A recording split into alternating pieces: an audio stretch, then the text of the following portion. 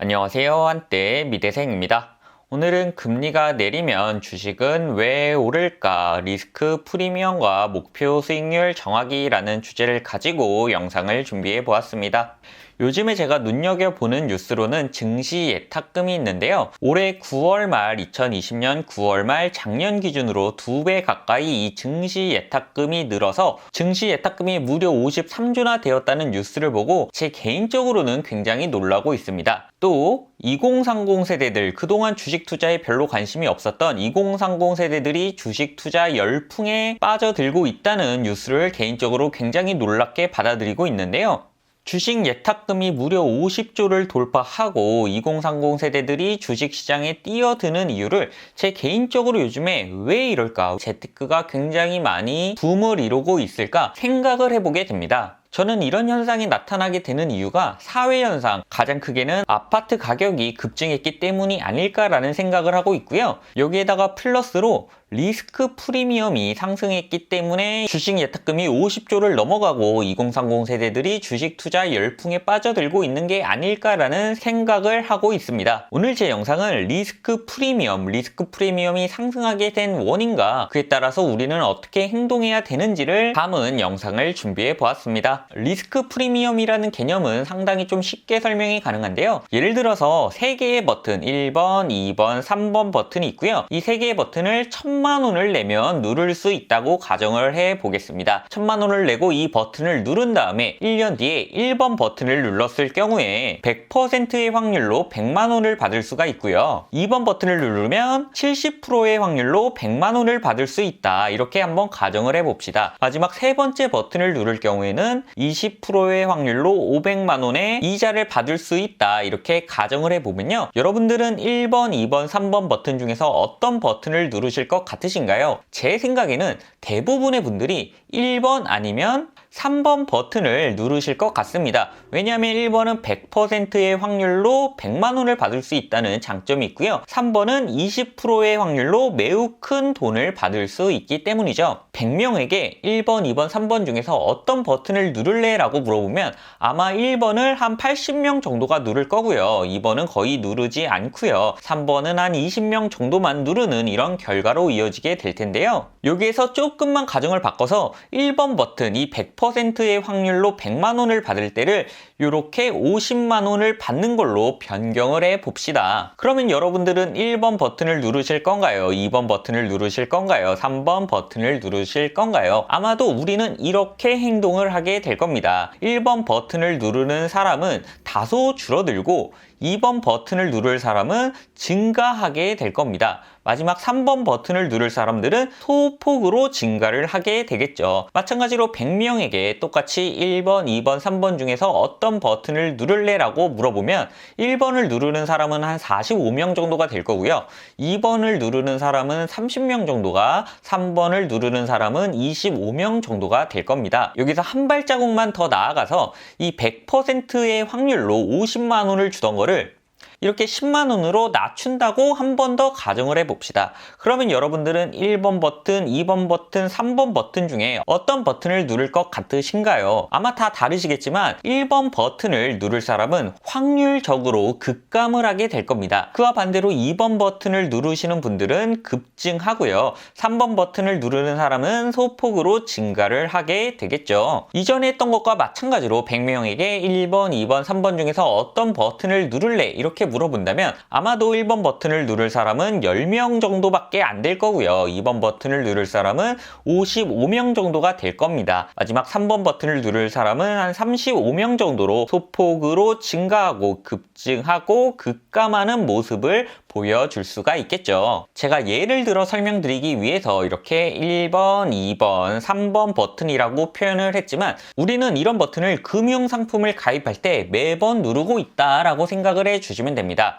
1번 버튼 100%의 확률로 돈이나 이자를 받을 수 있는 걸 무위험 상품이다 라고 표현을 하는 거고요. 흔하게는 금리, 은행 이자가 있습니다. 70%의 확률로 100만 원을 준다. 2번 버튼 같은 경우에는 위험하긴 한데 그래도 조금 안전한 거, 주식으로 따지면 가치주 투자가 2번 버튼이다 라고 설명을 해드릴 수가 있고요. 3번 버튼 같은 경우에는 굉장히 고위험 상품, 주식으로 따지면 테마주 같은 걸 3번 버튼이다 이렇게 표현을 하고 있습니다. 그런데 여기에서 한 번쯤 천천히 생각을 해보면요, 금리가 10%였다가 5%였다가 1%로 이렇게 낮아질수록 우리는 어떻게 행동했을까요?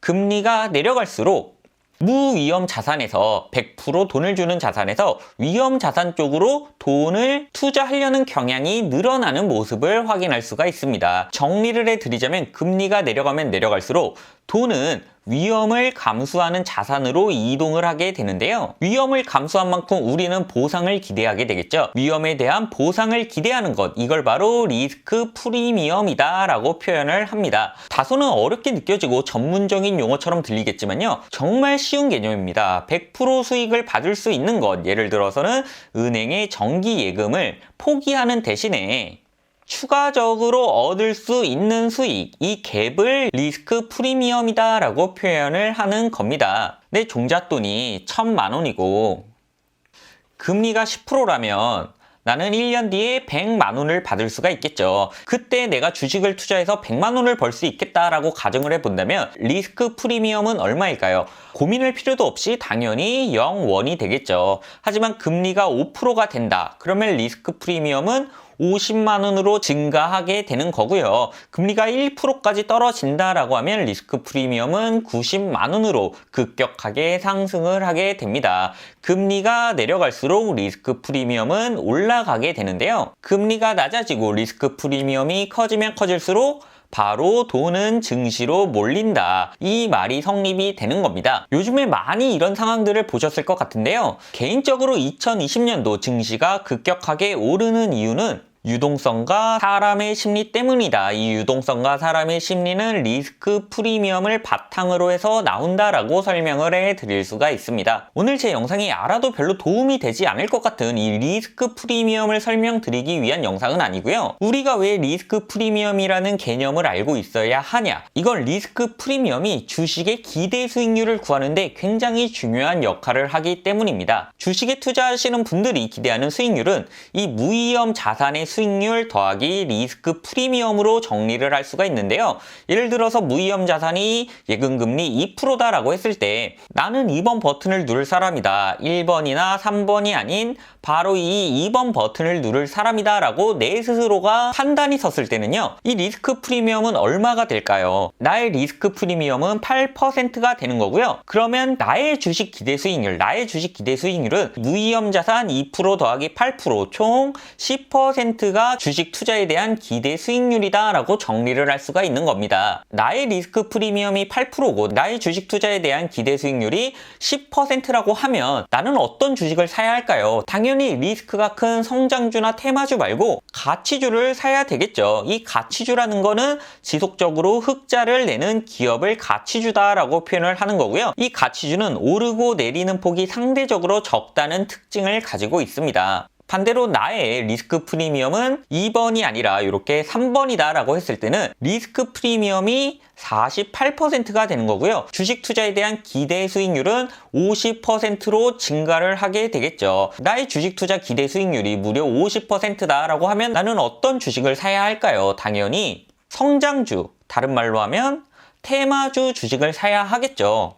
테마주는 적자지만 성장 가능성이 큰 기업의 주식을 테마주다라고 표현을 많이 하는데요. 상대적으로 오르고 내리는 폭이 굉장히 큰 특징을 가지고 있습니다. 제가 리스크 프리미엄이라는 얘기를 강조하고 주식 투자 기대 수익률이라는 말을 강조하면서 가치주를 살 건지 테마주를 살 건지 미리 정해야 된다는 말씀을 드리고 있는데요. 왜냐하면 우리는 주식을 구매할 때는 이런 패턴을 통해서 의사결정을 해야 되기 때문입니다. 먼저 리스크 프리미엄을 정하시고요. 주식에 대한 기대 수익률을 정하셔서요. 나에게 맞는 주식이 테마주인지 가치주인지 정하시고 행동을 하셔야 주식 투자에서 성공을 할 가능성이 굉장히 많이 높아지십니다. 요즘에 2030 세대들, 특히 주식이라는 걸 처음 사보시는 분들은 이렇게 행동하시는 분들이 굉장히 많습니다. 그냥 일단 테마주를 사신 다음에요. 주식 기대 수익률, 리스크 프리미엄 이런 걸 완전히 생각을 안 하시는 거죠. 이렇게 되면 어떤 일이 발생하느냐. 내가 이 주식을 언제 팔아야 되는지 감을 1도 못 잡으시게 됩니다. 이렇게 되면 어떻게 되냐? 계속 가지고 있다가 손해를 보시거나요. 나의 기대 수익률보다 훨씬 못 미친 상태에서 주식을 팔아버리는 성공적인 주식 투자하는 거리가 먼 행동들을 하시게 될 수밖에 없죠. 또 일단 테마주를 이렇게 샀는데 목표 수익률이라는 개념이 없다면 원금을 손실할 위험성이 굉장히 커지게 됩니다. 왜냐하면 테마주는 적자 기업들이 많은데 이 적자 기업들은 영원히 주가가 반등하지 않을 수도 있기 때문에 원금 손실의 위험이 굉장히 높다라고 설명을 드릴 수가 있는 것이죠. 그래서 오늘의 결론, 오늘 이 영상의 결론이 무엇이냐, 오늘 제가 준비한 리스크 프리미엄이라는 내용에 대한 결론이 무엇이냐 하면요, 주식을 처음 시작하시는 분들께 저는 이런 말씀을 드리고 싶습니다. 리스크 프리미엄이라는 걸 한번 생각을 해보셔라. 내가 1번 버튼을 누르는 사람인지 2번 버튼을 누를 사람인지 아니면 3번 버튼을 누를 사람인지 개인의 성향을 좀 명확하게 판단을 해 보셔야 된다라고 말씀을 드리고 싶습니다. 이 리스크 프리미엄은 목표 수익률을 구하기 위해서 굉장히 중요한 개념이다라는 설명까지 덧붙여 드리고요. 또한 나의 목표 수익률이 어느 정도냐에 따라서 내가 살 주식의 컨셉을 한 번쯤 정하시는 게 중요하다라고 말씀을 드릴 수가 있는데요. 개인적으로는 목표 수익률이 10% 이하다 라고 하시는 분들은 무조건 가치주를 가셔야 됩니다. 매년 흑자가 커지는 기업, 장기적으로 보면 무조건 수익이 나는 기업들을 투자를 하셔야 되는 거고요. 이 가치주의 가장 큰 특징은 단기적으로는 원금을 손실하실 수도 있지만 장기적으로는 원금 회복이 가능하다는 특징을 가진 게 가치주다라고 설명을 해드릴 수가 있습니다. 하지만 나의 목표 수익률이 10% 이상이다 하시는 분들이라면 무조건 성장주에 투자를 하셔야 되는데요. 성장주라는 건 적자가 나도 높은 성장성을 유지하고 있는 기업을 성장주다라고 표현을 할 수가 있습니다. 하지만 성장주는 원금에 큰 손실을 가져올 수도 있고요. 한번 원금이 손실되면 회복이 불가능할 수도 있다. 이런 특징이 성장주 안에는 내재되어 있다는 점도 함께 알아가시면 좋을 것 같고요. 오늘 제가 꼭 드리고 싶은 말, 리스크 프리미엄이 뭔지, 주식 투자 목표 수익률이 뭔지 이런 건 다 잊어버리셔도 이거 하나만큼은 꼭 인지를 하고 계셨으면 좋겠다. 이거 하나만큼은 꼭 세워보셨으면 좋겠다는 말씀을 드리고 싶은 건 나의 투자 성향에 맞는 나만의 맞춤 포트폴리오 구성이 필요하다. 이 점을 꼭 한번 주식을 처음 시작하시는 2030 세대 분들께 말씀을 드리고 싶어서 오늘의 영상을 준비해 보았습니다. 주식이라는 건 남들 따라하다 보면 높은 확률로 망할 수밖에 없는 거고요. 나의 성향, 나는 고위험을 즐기나 저위험을 즐기나 이 점을 명확히 하셔서 내가 스트레스 받지 않을 정도의 위험을 감수하는 종목을 선택하시고 투자를 진행하셨으면 좋겠다는 마음에서 오늘 영상을 준비해 보았습니다. 오늘 제 영상이 리스크 프리미엄을 이해하시고 그에 따른 투자 종목 선택에 조금이나마 도움이 되어 드렸으면 좋겠고요. 저는 다음에 조금 더 좋은 콘텐츠로 찾아뵐 수 있도록 하겠습니다. 감사합니다. 저는 한때 미대생이었습니다.